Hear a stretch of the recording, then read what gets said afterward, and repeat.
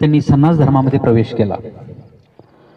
Guru Nanak Dev university Amritsar Punjab येथून 1992 मध्ये शास्त्री पदवी मिळवली। महंती प्रतिष्ठी हा सोहळा दिनांक 16/12/1996 रोजी सर्वांच्या संमतीने राजदर ही महंती प्रतिष्ठा या ठिकाणी संपन्न झाली। 2010 मध्ये श्री चक्रधर गुरुकुल संस्कृत महाविद्यालयाच्या प्राचार्यपदी बाबांची नियुक्ती झाली। बाबा आज देखील प्राचार्य पदावरती आरूढ आहेत आणि हे पद ते यशस्वीपणे सांभाळीत आहेत। आज देखील बाबा या महाविद्यालयाबरोबरच अनेक जबाबदारी या ठिकाणी पार पाडत आहेत। बाबाजी श्री दत्त मंदिर सांगवी बुद्रुकचे संचालक आहेत। या उपरांत आर्यनगर महिला मंडळ व आर्यनगर नवतरुण मंडळ चिंचोली जिल्हा नागपूर या मंडळाचं संचालन देखील बाबा करत आहेत। अत्यंत विनम्र, मृदुभाषी, मितभाषी, शांत स्वभाव, मनमिळाऊपणा अशा बाबांच्या स्वभाव वैशिष्ट्य आहेत, गुण वैशिष्ट्य आहेत। वाणी ओघवती आहे, संस्कृतचे पंडित आहेत। अशी व्याख्याते आज आपणाला संस्कृत मध्ये असलेल्या श्रीमद भगवद्गीता या ग्रंथातील दुसऱ्या अध्यायावरती विवेचन करण्यासाठी आपल्याला लाभलेले आहेत। या ठिकाणी मी बाबांना विनंती करतो की आपण आपल्या व्याख्यानाला या ठिकाणी प्रारंभ करावा। टाळ्यांच्या गजरामध्ये आपण स्वागत करूया आजचे प्रमुख व्याख्याते परमपूज्य आदरणीय श्रद्धेय आचार्य प्रभू महंत श्री राजधर बाबाजी मराठी।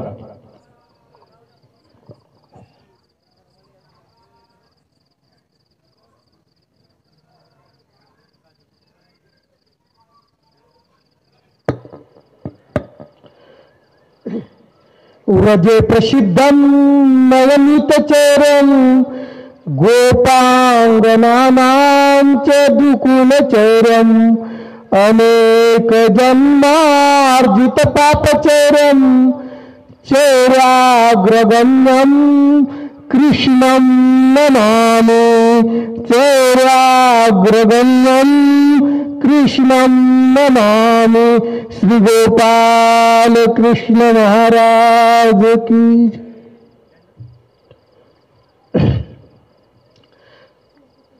आज आपण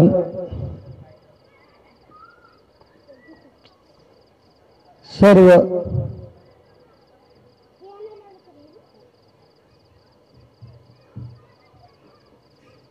पंचकृष्ण प्रबोधन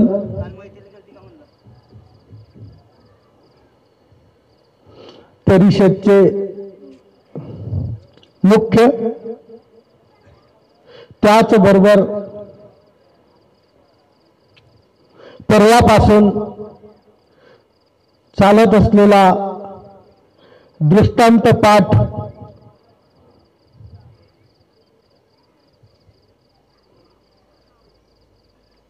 यावरचं भाष्य परम आदरणीय पूजनीय प्रातस्मरणीय आचार्य प्रवर उपाध्य आम्नाय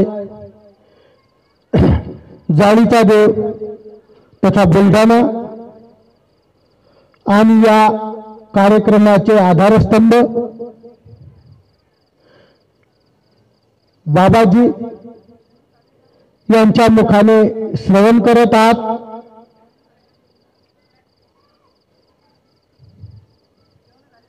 आणि त्याच बाबाच्या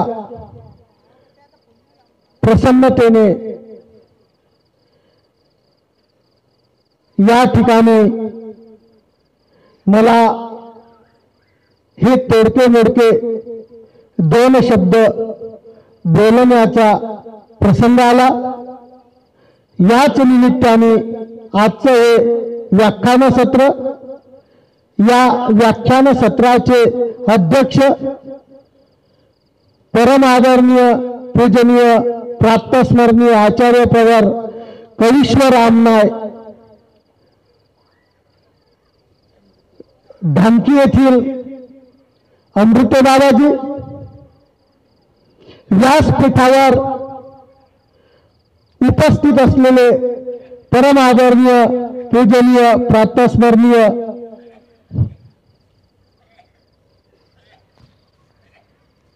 माझ्यापेक्षा अतिशय ज्येष्ठ आहेत सर्वच, त्यामध्ये परम आदरणीय पूजनीय प्रातस्मरणीय आचार्य पवार जालनापूरकर बाबाजी, परम आदरणीय पूजनीय प्रातस्मरणीय आचार्य भांडारकर बाबाजी, परम आदरणीय पूजनीय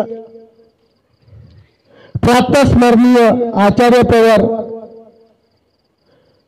पाथरीकर बाबाजी, परम आदरणीय पूजनीय प्रातस्मरणीय माझे धर्मबंधू काटे बाबाजी, परम आदरणीय पूजनीय महंत लोणखेडा येथील महंत बाबाजी, परम आदरणीय पूजनीय माझेच बंधू उपप्राचार्य कृष्णराज बाबाजी, उपस्थित सर्वच या कार्यक्रमाला श्रेष्ठ ज्येष्ठ संत महंत तपस्विनी वासनिक बंधू भगिनींनो, तिसरा दिवस आहे आज.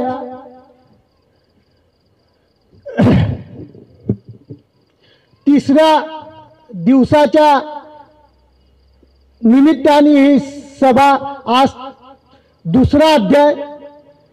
काल या भगवद्गीतेचा प्रथम अध्याय परम आदरणीय पूजनीय आचार्य प्रवर कवीश्वर कुलाचार्य कनाशी येथील बाबाजींनी आपल्याला विस्तृत त्याचं विवरण सांगितलं.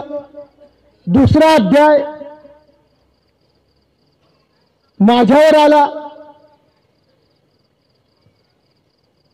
माझ्यापेक्षा अत्यंत ज्येष्ठ श्रेष्ठ विद्वान या व्यासपीठावर आहेत.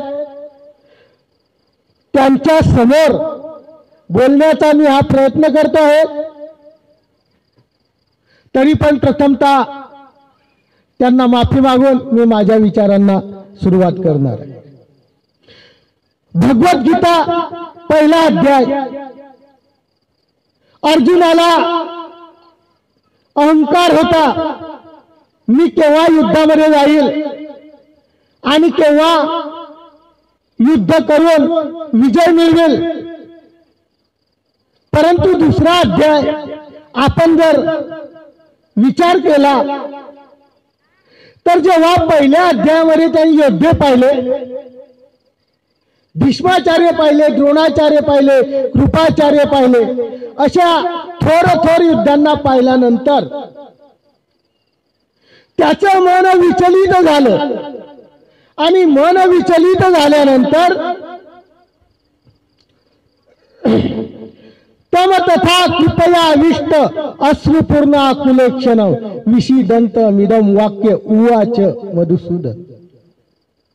दुसरा अध्यायाचा पहिला श्लोक संजयाने उद्धृत केला की असा जो अर्जुन आहे, तो अर्जुन जेव्हा दोन्ही सैन्याच्या वरी आहे तेव्हा त्याची जी बुद्धी आहे, त्याचा जो विशाल आहे, त्याचा जो आलेला योद्ध्यांना पाहिल्यानंतर मनामध्ये जी भावना आली आहे ती खूप वाईट आलेली आहे. त्याच्या डोळ्यातून अश्रू गळत आहे. त्याला काही कळेनासा झालेला आहे. कारण आपल्यापेक्षा ज्येष्ठ लोकांना कसं मारावं असं दुसऱ्या अध्यायामध्ये प्रारंभ आहे. आणि दुसरा अध्याय खरोखर भगवान श्रीकृष्णाच्या मुखातून सुरुवात झालेला आहे. पहिला अध्याय प्रस्तावना आहे, पण श्री भगवान वाचे जर विचार केला तर दुसऱ्या अध्यायापासून प्रारंभ होते आणि खरोखर दुसऱ्या अध्यायाचा दुसरा श्लोक तिथून भगवद्गीतेला आरंभ होत असतो. आणि तो आरंभ नेमका माझ्यावर आलेला आहे. हा दुसरा अध्यायाचा दुसरा श्लोक आमच्या भगवद्गीतांमध्ये श्रीकृष्ण चक्रवर्तींनी सांगितलेला आहे. आणि सांगितल्यानंतर अर्जुनाला पाहिली अर्जुनाची स्थिती पाहिल्यानंतर विचार करताय की हे अर्जुना, अरे तू काय असा बसलेला आहे, काय असा विचार करतोय. एकूण दुसऱ्या अध्यायाचे श्लोक 72 आहे. 72 श्लोक असताना त्यामध्ये 3 संजयाचे श्लोक आहेत, अर्जुनाचे 6 श्लोक आहेत आणि 63 श्लोक आमच्या भगवान श्रीकृष्णांनी अर्जुनाला सांगितलेले आहे. अशा प्रकारचं त्या 72 श्लोकाचं वर्णन वेगवेगळ्या पद्धतीनं मांडलं गेलेलं आहे. भगवद्गीतेमध्ये एक विशेषता आहे, व्यासांनी कदाचित लिहिली असेल, परंतु या भगवद्गीतेमध्ये श्रीकृष्ण चक्रवर्तीच्या विरहित एकही शब्द आलेला नाही. या भगवद्गीतेवर अर्थांतर करणारे 78 टीकाकार होऊन गेले, वेगवेगळं मत त्यांनी आपलं प्रदर्शित केलं असेल, पण श्लोकामध्ये बदल केलेला आजपर्यंत कोणीही नाही. ही विशेषता या भगवद्गीतेची आहे.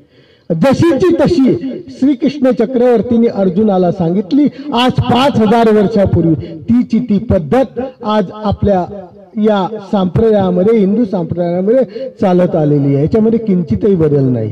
खरोखर असा असलेला भगवद्गीता ग्रंथ, त्यामध्ये 10 श्लोक अर्जुनतेच्या कायरतेचे आहे. कायरतेचे म्हणजे अर्जुन युद्ध करायला नाही म्हणतो. अर्जुन आपल्या नातेवाईकांना पाहिल्यानंतर, आपल्या गुरु लोकांना पाहिल्यानंतर त्याचं मन उदासीन झालेला आहे आणि उदासीन झाल्यानंतर त्यांनी धनुष्यबाण खाली टाकून दिलेला आहे. असा असलेला अर्जुन त्या ठिकाणी डोक्याला हात लावून बसलेला आहे. अशा वेळेस आमचे श्रीकृष्ण चक्रवर्ती त्याला म्हणतात, अरे डोकं शांत ठेव, तू अशा प्रकारचा विचार का करतो? क्लब्धम भास्म गमपार्थ नै तत्व उपपद्धते शुद्धम हृदय दौर्बल्यम त्यक्तो तिष्ठ परंतप. हे अर्जुना, नपुसकासारखं काय करतो? तू शूरवीर आहे, तू वीरतेला प्राप्त केलेला आहे, तुझ्या जवळ क्षत्रिय धर्म आहे आणि तू नपुसक सारखा धर्म धारण करतो आहे. श्रीकृष्ण चक्रवर्ती वारंवार त्याला अशा प्रकारचं निरूपण करताय. 10 श्लोकापर्यंत त्याला त्याची दुर्बलता श्रीकृष्ण चक्रवर्तींनी ओळखली आहे आणि सांगतात, कार्पण्य दोष उपहत स्वभाव पृच्छामि त्वं धर्म सम्मूढ चेता यस्रे यशा निश्चितम गृहीतन्मे शिष्यस्तेहम शादी मानताम प्रपन्न. अरे तुझा स्वभाव हा कृपण आहे. कृपण आहे म्हणजे बऱ्याच लोकांचा स्वभाव कृपण असतो, परंतु द्रव्याविषयी राहतो, वस्त्रा देण्याविषयी राहतो. परंतु अर्जुनाचा स्वभाव कृपण आहे, म्हणजे कृपणतेला पात्र झालेला आहे. म्हणजे तो युद्धाला प्रवृत्त होत नाही आहे, युद्ध करण्याला त्याच्या मनाची असमर्थता आलेली आहे, युद्ध करण्याची मनामध्ये कृपणता आलेली आहे. म्हणून श्रीकृष्ण चक्रवर्तींनी सांगितलं, बाबा रे असं करू नको. तो म्हणतो, काय करू जीजी, मला काही कळत नाही. या युद्धामध्ये उभं राहिल्यानंतर मला गुरु द्रोणाचार्य दिसत आहेत, माझे आजोबा दिसत आहेत, यांना मारून मला काय साफल्य होणार आहे? यांना मारून मला काय मिळणार काय?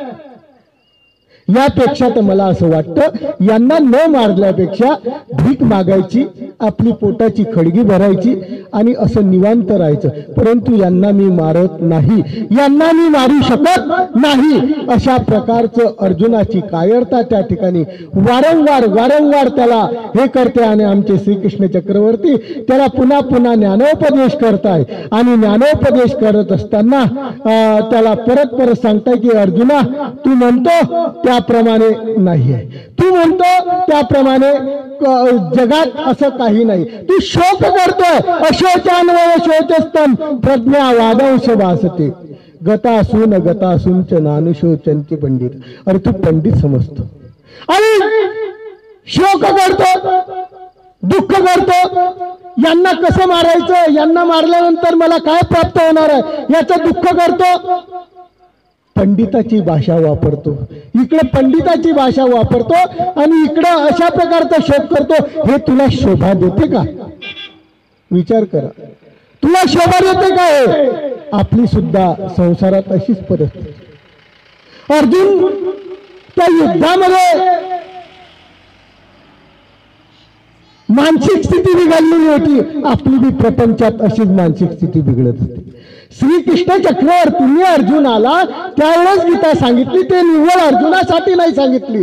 आज आपल्यावर युद्धाचा प्रसंग नाही आहे, परंतु आपण आपल्या अंतरात्मा या प्रपंचात युद्धासाठी ते असमर्थ आहे. आपण इतके अधीन झालो आहे इंद्रियाच्या, आपण त्यांच्याशी युद्ध करू शकत नाही.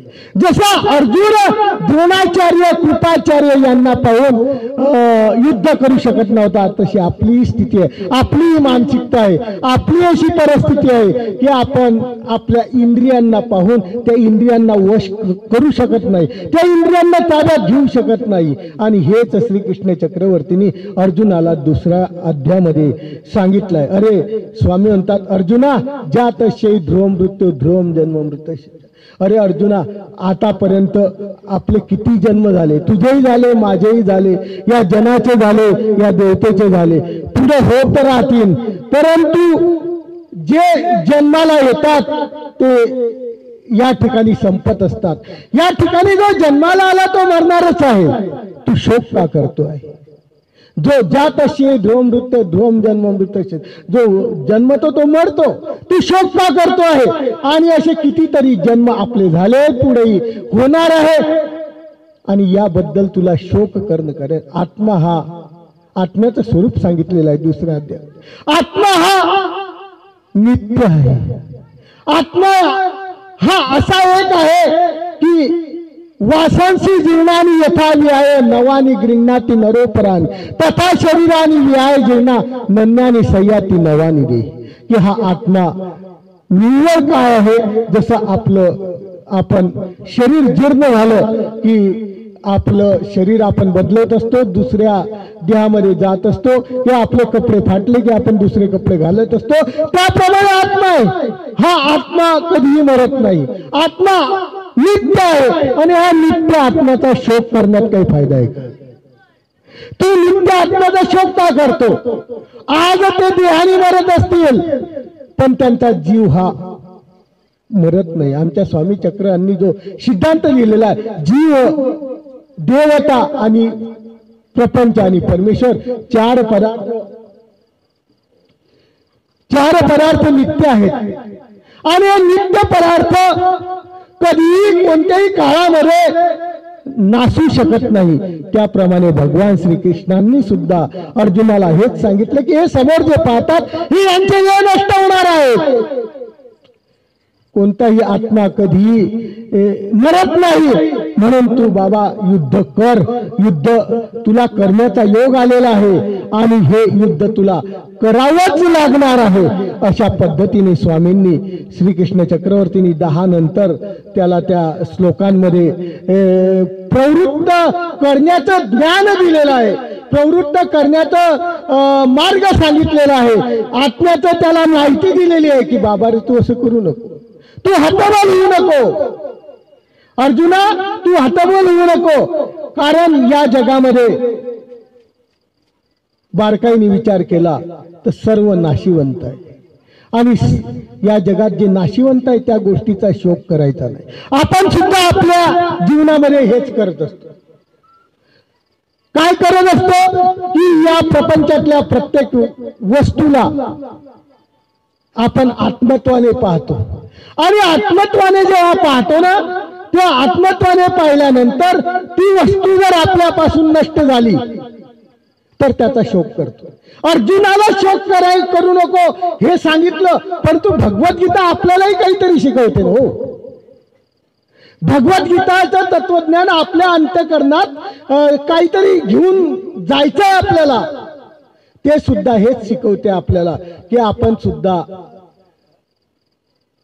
कोणत्याही या अनित्य वस्तूमध्ये आत्मत्व ठेवायचं नाही. कारण ही जी वस्तू आहे हे एका दिवशी नाशिवंत होणार आहे, आणि तशाच प्रकारचं हे देह जे आहेत ते गुरुचं असो, आजोबाचं असो आणि कोणाचं असो, हे सर्व देह एका दिवशी नित्य नाही आहे, अनित्य आहे. त्याच्यामधला आत्मा हा नित्य आहे, तो कधी मरणारच नाही आणि त्याच्याबद्दल तू शोक करू नको, तू युद्धाला तयार हो. म्हणून त्यांनी अशा प्रकारचे नाना प्रकारचे अर्जुनाला निरोपण केलेलं आहे. आणि निरोपण करता करता करता करता त्यांनी 31 ते 38 या श्लोकामध्ये क्षत्रियाचा धर्म सांगितलेला आहे. 31 ते 38 या श्लोकांमध्ये क्षत्रियाचा धर्म अर्जुनाला सांगितलेला आहे की हे अर्जुना, तू शोक करतो, पण तू शोक करतो हे क्षत्रियाचं काम नाही. कारण स्वधर्म मपीच्या अवेक्ष नवी कंपी तुमर्षे धर्म आदि युद्धा श्रेयन्न क्षत्रियस्य न विद्यते.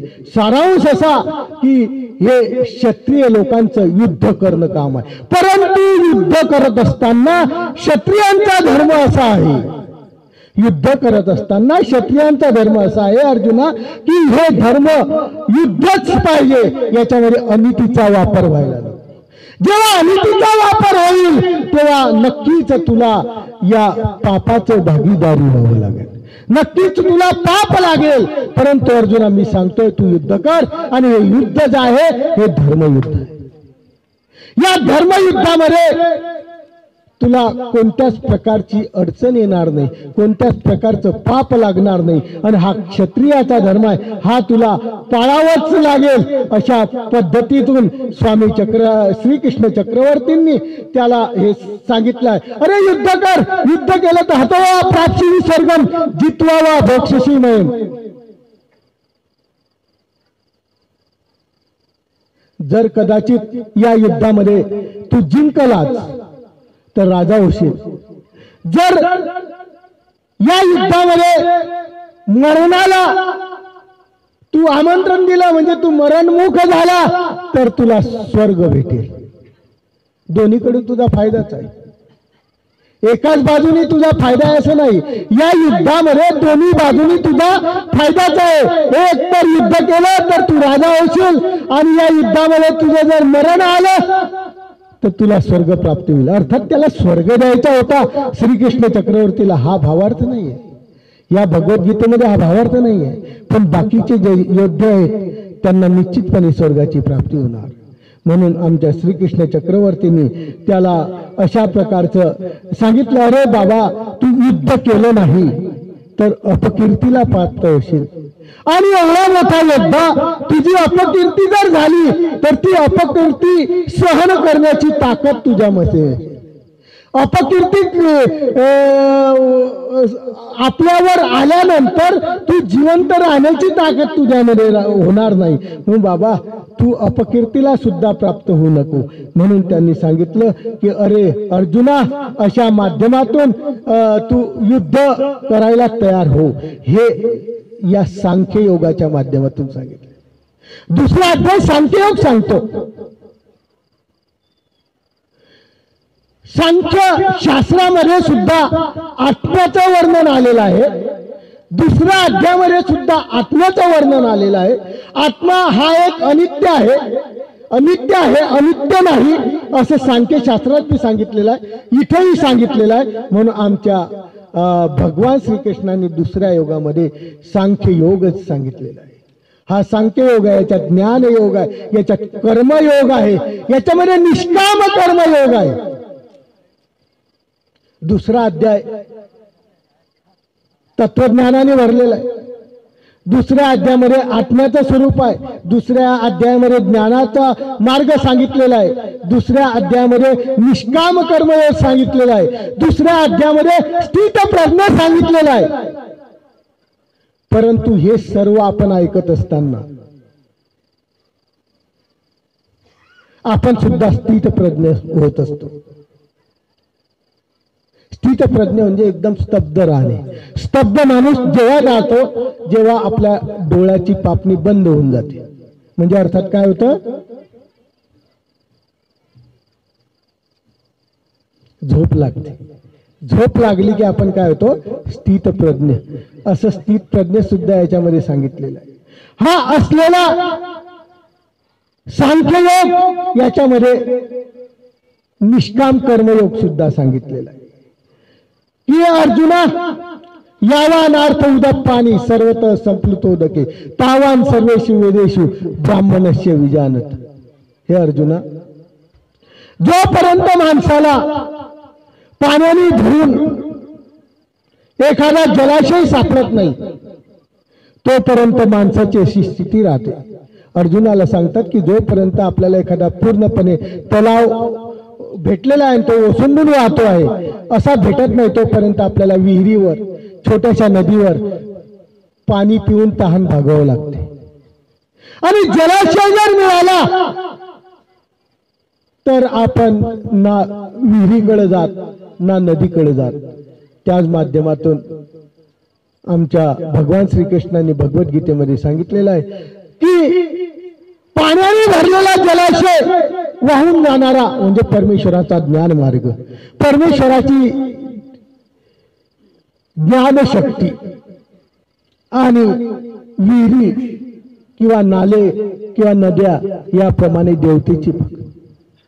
या देवतेच्या भक्तीमध्ये आणि परमेश्वराच्या भक्तीमध्ये जसं जलाशय हा कायम वाहत राहतो तसा परमेश्वराचा ज्ञान मार्ग हा कायम चालत असतो. आणि देवतेचं सुद्धा जोपर्यंत आपली तहान भागते आणि परत आपल्याला तहान लागते त्याप्रमाणे देवतेचं फळ आपल्याला भोगावं लागतं. फळ भोगलं की परत त्यावरून पतन होऊन परत इथे यावं लागतं. अर्जुना, याकरता विचार कर आणि विचार करून तू युद्धाला तयार हो. जोपर्यंत तू अशा युद्धाला तयार होत नाही तोपर्यंत तुझी जी आसक्ती आहे ती आसक्ती दूर होणार नाही. कर्माची आसक्ती तू बाजूला कर आणि त्या माध्यमातून युद्ध कर.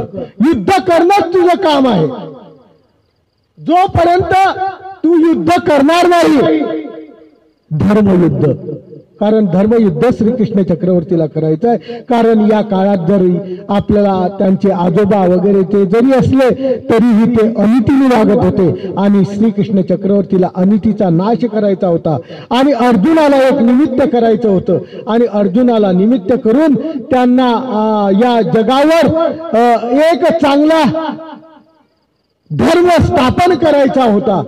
त्यामध्ये अर्जुन घाबरलेला आहे आणि त्या घाबरलेल्या अर्जुनाला श्रीकृष्ण चक्रवर्ती दुसऱ्या अध्यायामध्ये अनेक प्रकारचं तत्वज्ञान देतात, अनेक प्रकारचं ज्ञान सांगतात. अरे तू जर युद्ध केलं तर ठीक, नाही केलं तर नरकाला जाशील.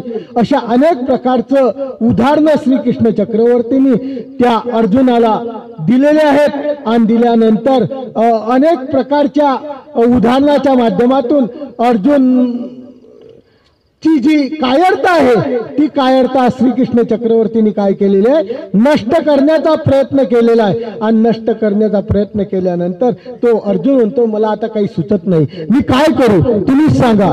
म्हणून स्वामी चक्रांनी तत्वज्ञान त्याला काय केलेलं आहे सांगितलेलं आहे. आणि बाबा रे कर्मण्येवाधिकारस्ते मा फलेषु कदाचन मा कर्म फले हेतुर्भर माते संगस्त कर्मणी. हे अर्जुना, तू निष्काम कर्म करण्याचा प्रयत्न कर. या जगात कर्म करताना तू कोणत्याच भावनेचा विचार करू नको. मी काय करतो आहे आणि ते केल्यानंतर मला त्याचं फळ मिळेल. फक्त कर्म करत राहा, त्याची आशा करू नको. जोपर्यंत तू आशा करणार नाही तेव्हाच तू निष्काम कर्मयोगाला प्राप्त होशील. अशा प्रकारचं अर्जुनाला सांगितलेलं आहे. अर्जुनाची जशी बिकट स्थिती झालेली आहे, अर्जुनाला आता काही करावं असं कळत नाहीये. अशा वेळेस श्रीकृष्ण चक्रवर्तींनी दुसरा अध्याय सांगितलेला आहे. आणि भगवद्गीता आणि स्वामी चक्रांनी सांगितलेलं तत्वज्ञान हे काही फार अलग नाहीये, एकच आहे. अशी स्थिती आपल्याला लीला चरित्रामध्ये जर पाहायला गेले तर लीला चरित्रामध्ये सुद्धा नागदेव आचार्याची समजेल. नागदेव आचार्याची सुद्धा अशी स्थिती आलेली आहे. खडकुलीला स्वामी चक्रांचा मुक्काम असताना जेव्हा तो स्वामींजवळ बसलेला आहे, जी मी या ठिकाणी राहतो, तेव्हा स्वामी चक्रांनी सांगितलेलं आहे अरे चाल विचार निको विचार, तू तुझा विचार व्यवस्थित कर. त्याचा मन भ्रमिष्ट झालेला आहे, काय करावं त्याला काही कळत नाही. जशी अर्जुनाची परिस्थिती तशीच नागदेव आचार्याची परिस्थिती. दोन्ही परमेश्वर आहे, दोन्हींचं तत्वज्ञान एकच आहे, दोन्हींच्या आचार प्रणाली सारखीच आहे, परंतु फरक एवढा आहे की 5000 वर्षापूर्वी भगवान श्रीकृष्ण चक्रवर्तींनी अर्जुनाला गीता सांगितली, ती संस्कृत मध्ये सांगितली, याकरता की त्या काळची भाषा संस्कृत होती. म्हणून त्या माध्यमातून त्याला त्या योगाचं ज्ञान केलं. अर्जुनाला त्या संस्कृत भाषेतून ज्ञान केलं, आमच्या नागदेव आचार्याला मराठी भाषेतून ज्ञान केलं, आणि त्याचीही डळमळ स्थिती त्या ठिकाणी स्वामींनी नष्ट केली, आणि याचीही डळमळ स्थिती स्वामींनी 2रा अध्याय, 3रा अध्याय, 4था अध्याय, अनेक प्रकारचे अध्याय त्यामध्ये 2रा अध्याय सांगत असताना सर्व ज्ञानयोग कर्मयोग सर्व त्यामध्ये सांगण्याचा प्रयत्न केला. या अध्यायानंतर एक योग श्रीकृष्ण चक्रवर्तींनी त्या अर्जुनाला सांगण्याचा प्रयत्न केलेला आहे. म्हणून ते म्हणतात की अरे अर्जुना, जेव्हा जेव्हा तुला काम करायचं, जेव्हा जेव्हा तुला कर्म करायचं, त्याच्याकरता निष्काम बन. निष्काम बनणं गरजेचं आहे. जोपर्यंत तू निष्काम बनणार नाही तोपर्यंत तुला कोणत्याच मोक्षाची प्राप्ती होणार नाही. कोणत्याच ज्या ठिकाणी प्राप्त झाल्यानंतर खाली यावं लागत नाही, ही प्राप्ती होणार नाही. म्हणून त्याला सांगितलेलं आहे की निष्काम कर्मयोग. निष्काम कर्मयोग म्हणजे कोणत्याही कर्माची आशा न धरता तू कर्म कर, असा या माध्यमातून आमच्या श्रीकृष्ण चक्रवर्तींनी त्यांना हे सांगितलेलं आहे. गीताकाराने सांगितलेलं आहे की ध्यायतो विषान पुंस संगस्ते शिवपजायते. या श्लोकाच्या माध्यमातून सांगितलेलं आहे गीताकारांनी की इंद्रियाचे लाड तू पूर्ण करायची नाही. कारण आपण सर्व अशा पद्धतीत आहे, आपणही या अर्जुनासारखे झालेलो आहे. आपणही जसं अर्जुन भ्रमिष्ठ झालेला आहे तसा तो युद्धाच्या माध्यमातून भ्रमिष्ठ आलेला आहे. आपण आपल्या या देहात मिळालेले 5 ज्ञानेंद्रिय आणि 5 कर्मेंद्रिय, या 10 इंद्रियाच्या माध्यमातून आपण भ्रमिष्ठ झालेलो आहे. या 10 इंद्रियाला वशीभूत आपण होऊ शकत नाही, त्यांनी आपल्याला वशीभूत केलेलं आहे. म्हणून अर्जुनाला सांगतात की इंद्रियाचे लाड पूर्ण करायचे नाही. आत्मिक उन्नती करायची असली, आपल्याला जीवनात काहीतरी प्राप्त करायचं असलं तर प्रत्येक इंद्रियावर संयमन करावं लागेल. प्रत्येक इंद्रिय आपल्याला वशीभूत करावं लागेल. डोळ्याचा, कानाचा, नाकाचा विषय आहे, याच्यापासून दूर जावं लागेल. आता डोळ्याचा, कानाचा, नाकाचा हा विषय आहे, हा स्वाभाविक काही गोष्टी आहे आणि काही विकल्पिक गोष्ट आहे. स्वाभाविक म्हणजे डोळ्याचा पाहणे हा स्वभाव. अर्जुनाला सांगतात की डोळ्याने दिसणारच आहे, परंतु त्या डोळ्याचा इतका लाड करू नको. फक्त पहा, पाहिल्यानंतर फक्त डोळ्याने दृष्टी जाणार तेवढंच पहा, पण त्यानंतर त्या गोष्टीचा विचार करू नको. याला म्हणतात स्वभाव. हा स्वभावाच्या वश आपण पण त्या विकल्पाच्या वश व्हायचं नाही. डोळ्याचा जो स्वाभाविक स्वभाव आहे त्याच स्वभावाला फक्त हे कर, त्याच्या व्यतिरिक्त अन्यथा होऊन पाहायचं नाही, अन्यथा होऊन ऐकायचं नाही. अशा प्रकारची जर आपल्याला जीवनामध्ये उन्नती करायची असली, आपल्याला जीवनामध्ये काही प्राप्त करायचं असलं तर आपण निश्चितच अशा लालसांना, इंद्रियरूपी लालसांना, अहंकारांना, भावनांना त्याग करावा लागेल. तेव्हा शांती प्राप्त होईल. तेव्हा काय प्राप्त होईल? शांती प्राप्त होईल. आणि जोपर्यंत आपल्या अंतःकरणाला शांती प्राप्त होणार नाही, जोपर्यंत आपल्या अंतःकरणामध्ये शांती नांदणार नाही, तोपर्यंत आपण कोणत्याच कामाला, कोणत्याच धर्माला आकृष्ट होणार नाही.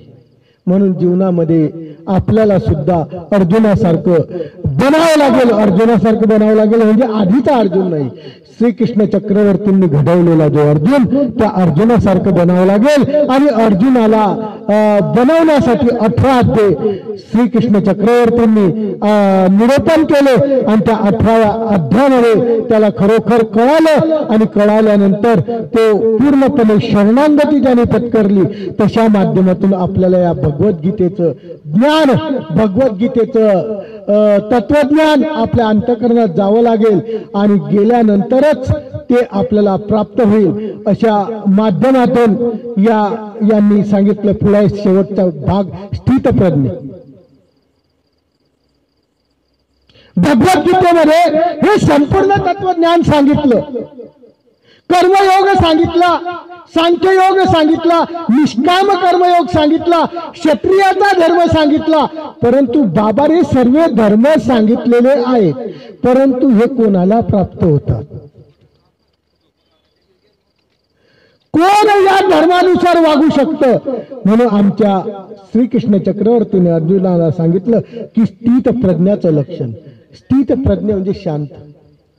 प्रत्येक गोष्ट आपल्या डोक्यामध्ये शांततेने विचार करून त्यावर आचरण करणं, त्यावर विचार करणं, त्यानंतर ते कार्य करणं, याला म्हणतात स्थित प्रज्ञ. आणि श्रीकृष्ण चक्रवर्तीने त्याला सांगितलं की तुला प्रत्येक गोष्ट आचरण करत असताना कर्मयोग असो, निष्काम कर्मयोग असतो, क्षत्रियाचा धर्म असो, याच्यासाठी जर तुला या वचनावर राहायचं असेल, या वचनावर तुला आचरण करायचं असेल, तर तुला स्थित प्रज्ञ बनावं लागेल.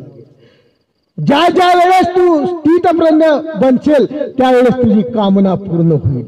तोपर्यंत तुझ्या आत्म्याच्या ठिकाणी संतुष्टता येणार नाही. म्हणून त्यांनी सांगितलं की स्थित प्रज्ञस्थ दोचते.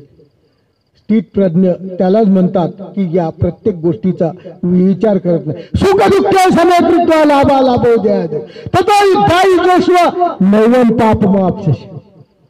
ते म्हणतात या जीवनामध्ये, संसारामध्ये अर्जुना, दुःख जरी आलं तर ते दुःख तुला काय करावं लागेल? सहन करावं लागेल. त्या दुःखाला तुला आल्यानंतर आपल्या अंतकरणातली विचलितता दूर होऊ द्यायची नाही. सुख जरी प्राप्त झालं तर आपली अंतकरणातली जी आनंद आहे तो भयकू द्यायचा नाही. आपले विचार आहे ते वाया जाऊ द्यायचे नाही. म्हणजे दुःख येवो का सुख येवो, यामध्ये तुला या दोघाच्या अलिप्त राहावं लागेल. म्हणजे सुखाच्या आणि दुःखाच्या तोच स्थित प्रज्ञ असतो. आमच्या राणाईसाचा विचार करा. सुख दुःख समेकृत्वा एक चरित्र त्यावर जुळतं. राणाईसा स्वामींच्या जवळ असताना तिला स्वामी म्हणतात अनुसर. तिने अनुसरली असती पण माझी घरी कापूस आहे, तो कापूस मला विकावा लागेल आणि त्यानंतर मी अनुसरेल. काय हरकत नाही. स्वामी म्हणतात ती घरी गेली. घरी गेल्यानंतर ज्या कापसाचं इतकं अंतकरणात तिच्या भाव होता की तो कापूस स्वामींच्या आणि राणाईसाच्या आड येत होता. स्वामी चक्रांनी तो जाळून टाकला. तो कापूस जाळून टाकला. राणाईसा घरी गेली, कापूस जळाला, परंतु सुख दुःख समकृत्वा लाभा लाभो द्या. राणाईसा त्याच्यापासून दुःखी झाली नाही हो, की माझा कापूस होता जळाला, मी विकणार होती, त्यानंतर अनुसरणार होती. भगवान श्रीकृष्णांनी अर्जुनाला सुद्धा हेच सांगितलं की बाबा रे, असे कितीही दुःख आले आपल्या जीवनामध्ये, आपल्यालाही वास्तविकांनी लक्षात ठेवायचं. संसारात वावरत असताना अनेक दुःखांना आपल्याला तोंड द्यावं लागेल. आणि दुःखांना तोंड देत असताना दुःख जर आपल्यावर आलं तर त्या दुःखासाठी आपण धर्माचा त्याग करायचा नाही, धर्म सोडायचा नाही. आमच्या स्वामींनी सांगितलं की आपला देह पडे तो करावे, जोपर्यंत देह पडत नाही धरणीवर तोपर्यंत आपला धर्म करत राहावा. किती आपत्ती आली तरी चालेल. आणि श्रीकृष्ण चक्रवर्तींनी अर्जुनालाही हेच सांगितलं की बाबा आपत्ती आली तरी धर्म सोडायचा नाही. बाबांनो सर्वांना हेच सांगतो, आपण पंचकृष्ण प्रबोधन माध्यमातून बाबांनी आपल्यावर संस्कार घडवलेले आहे आणि या संस्काराच्या माध्यमातून आपण सुद्धा अशाच पद्धतीने जर वावरला तर आपल्याला निश्चितपणे एक दिवस तरी त्या परमेश्वराच्या जो आनंद आहे की ज्या आनंदाला प्राप्त झाल्यानंतर खाली यावं लागत नाही, असा आनंद आपल्याला प्राप्त झाल्याशिवाय राहणार नाही. अशा माध्यमातून आपण सर्वांनी आचरण करायचं. हेच भगवान गीतेमध्ये श्रीकृष्णांनी अर्जुनाला सांगितलं, स्थित प्रज्ञ सांगितलं की बाबा रे स्थित प्रज्ञ हो. इंद्रियाच्या कोणत्याच लाड तू पुरवू नको, इंद्रियाच्या कोणत्याच वशीभूत तू होऊ नको. जीवात्मा हा नक्कीच फक्त देहधारी आहे आणि तो त्या देहामध्ये असताना विषयाचा आणि त्याचा संबंध जोपर्यंत तो देहामध्ये तोपर्यंत जाईल. एकदा देहातून बाजूला झाला की त्याला विषयच नाही. हा जीव तम स्वरूपात विचार केला तर दगडासारखा आहे. याला हा देह मिळालाय म्हणून या विषयाचा संबंध आलेला आहे. आणि बाबा हा देह आपला तरी आहे का? अर्जुनाला सांगतात की हा देह मिळालेला आहे, हा देह एका दिवशी आपल्याला सोडून द्यायचा आहे आणि स्थित प्रज्ञ व्हावं लागेल. स्थित प्रज्ञ झाल्यावर बरोबर या देहाची आसक्ती सुटेल आणि ज्याची देहाची आसक्ती सुटेल त्याला परमेश्वराची प्राप्ती झाल्याशिवाय राहणार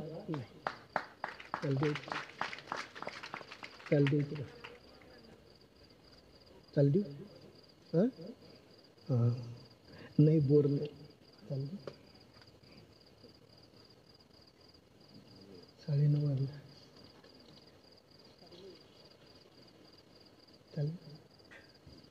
अशा माध्यमातून भगवान श्रीकृष्णांनी या भगवद्गीतेमध्ये 4 प्रकार सांगितले. आपण ते 4 प्रकार ऐकले आणि त्याच्यामध्ये थोडक्यात तुम्हाला सांगतो की भगवद्गीतेमध्ये 11 ते 30 या अध्यायामध्ये श्लोकामध्ये सांख्ययोग, संन्यास योग, ज्ञान योग सांगितलेला आहे.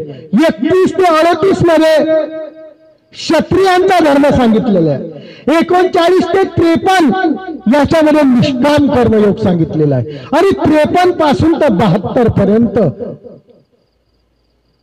स्थित प्रज्ञस्थ योग सांगितलं.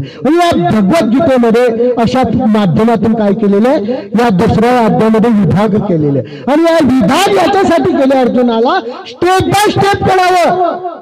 पहिल्यांदा त्याची कायरता त्याची नष्ट होण्यासाठी त्याला ज्ञान योग, कर्म संन्यास योग, सांख्ययोग सांगितला आणि सांख्ययोग सांगितल्यानंतर त्याला सांगितलं की क्षत्रियांचा धर्म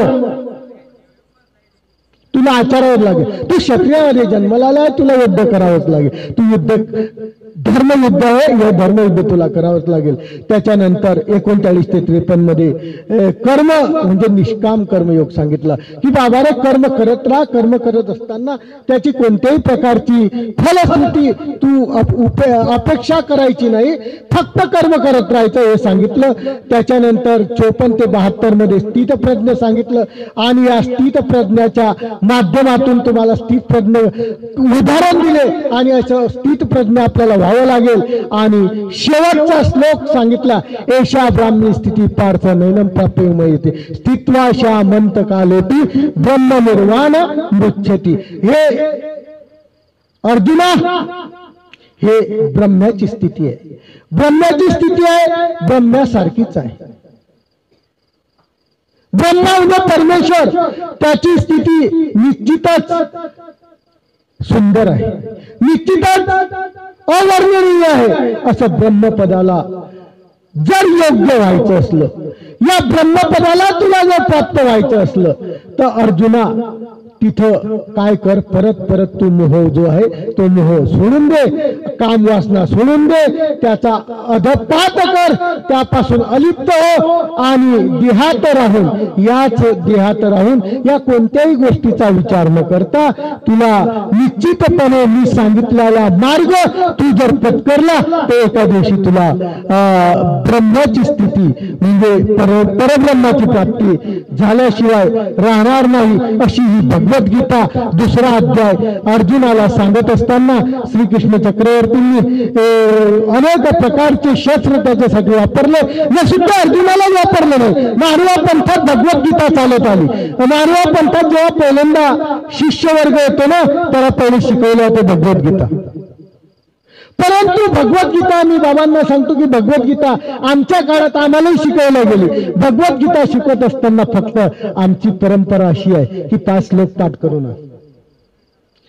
5 श्लोक पाठ करून 5 श्लोक पाठ करून आल्यानंतर दुसऱ्या दिवशी गीता झाकून तो 5 श्लोक तू म्हणून दे. ते कसेही म्हण, ते कसेही म्हण, पण तू काय कर, मुखपाठ दे. परंतु हे तत्व आजच्या समाजाला, आजच्या पिढीला चालत नाही.